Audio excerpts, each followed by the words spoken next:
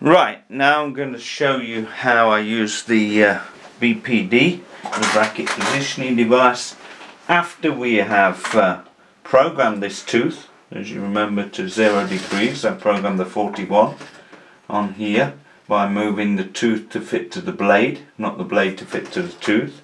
And I bring it over to here, which is the same base, same column. The BPD is the TTS, so everything aligns. And I have my gross height adjustment here, which I can slacken off and slide up and down. Very nice, very smooth. Okay.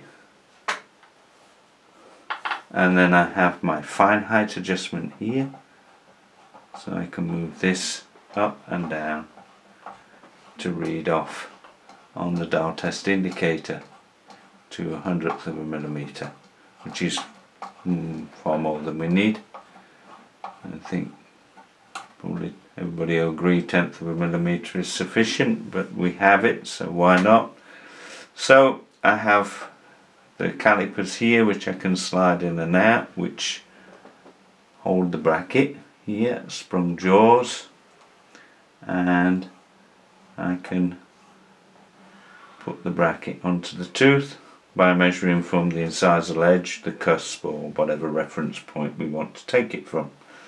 So to put the bracket on the tooth very easily, I push the jaws, open the jaws, push them up.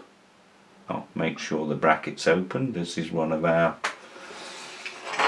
new Nintendo self-ligating brackets. So I just put one on here, lower incisor, or lower anterior, because all the anteriors are the same. And then I can bring it in, bring this down, lock it.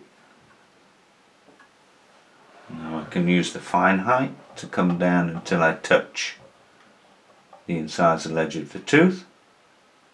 So I've got a height reference. So we've got 3 dimensions now. We've got the tip and the torque was programmed, and now the height. And then I will re-zero the dial test indicator. And for example, I want to bond this bracket at 4 millimeters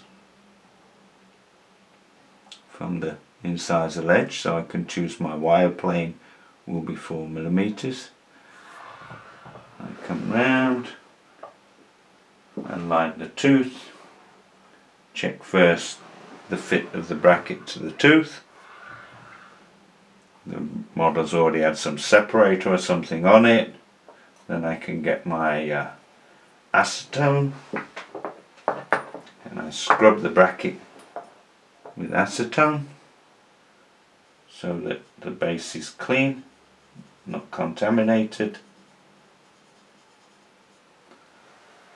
And then I have another micro brush and I'm going to put on my Transpond XT primer, universal primer.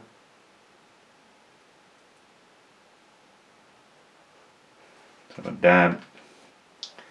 You don't need a lot of this.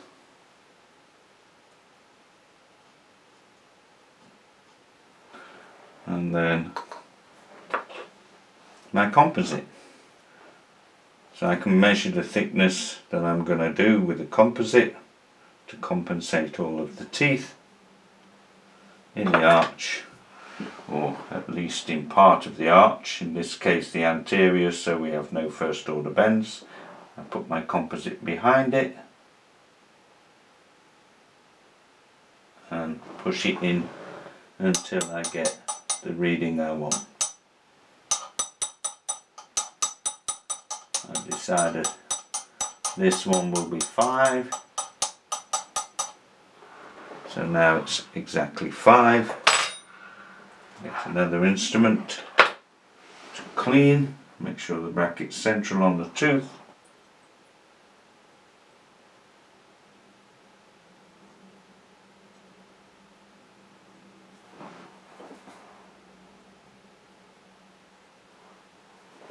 Clean underneath the bracket, make sure there's no excess composite especially not near the mechanism if it's self-ligating.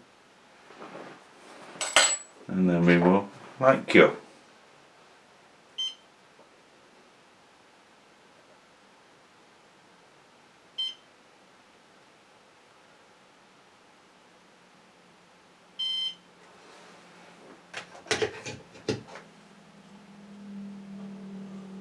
I pull out, holding this lever to keep the jaws closed so there's no friction, and the bracket is in place. So as you can see, it's a very quick, very easy procedure to follow, and once you get proficient at this, you can do your individualized bonding in-house for labial or lingual. The difference is with labial it's quicker because you don't need to compensate any thickness. You just find your plane, your height that you want, your chart, and then bond. Measure from your reference of your cusps where you need to. You can adjust the heights, so if you want your canines a little bit lower, so you can have your canines 1/2 millimeter lower if you need them, and very easy, very quick, and not complicated at all.